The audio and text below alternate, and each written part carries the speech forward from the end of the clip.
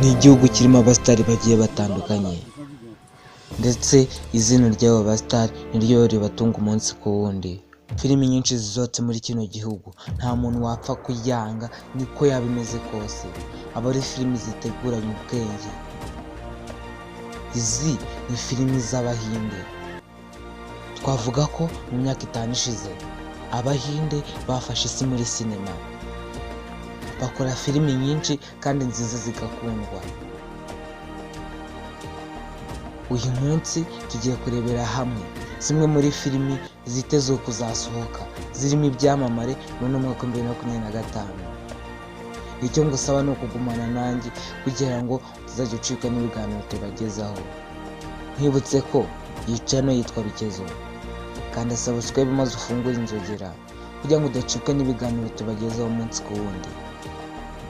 Reka twitangirire twireba zimwe muri filimi 15 zigiye gusohoka mu mwaka 2025 zitegerejwe n'abantu benshi cyane.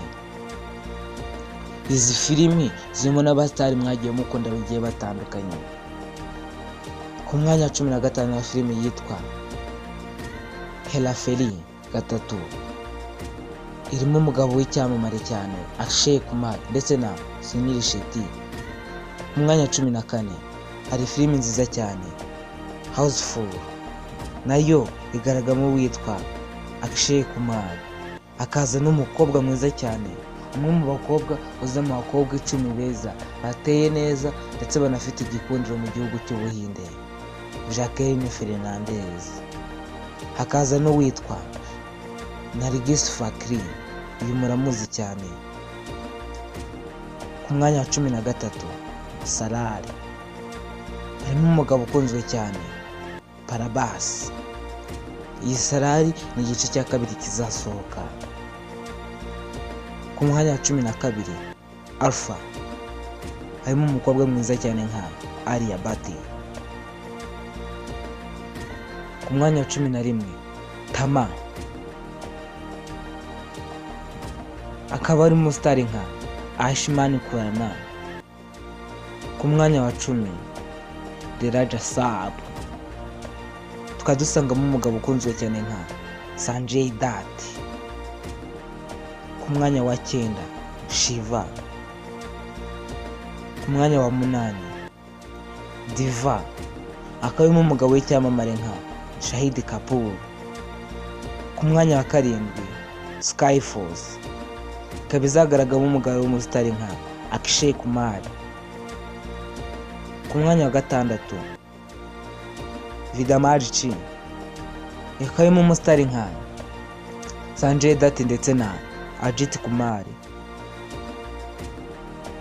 Ku mwanya wa 5 hari filimi nziza cyane izasohokamo Janana Yagan.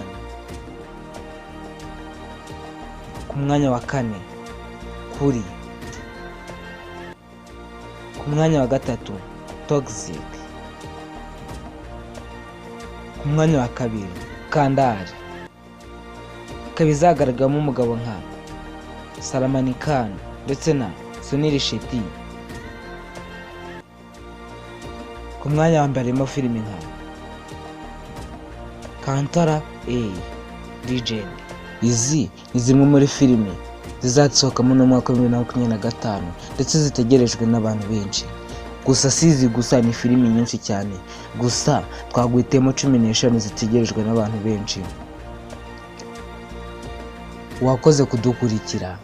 Iyi channel yitwa Rukezo, kandi subscribe maze ufungure inzogera kugira ngo udacikwa n'ibiganiro tubagezaho umunsi ku wundi. Kena wakanze subscribe, uri umuntu w'agaciro kuri twe. Hamagara Gustave niko nitwa. Ciao ciao, hasta la vista.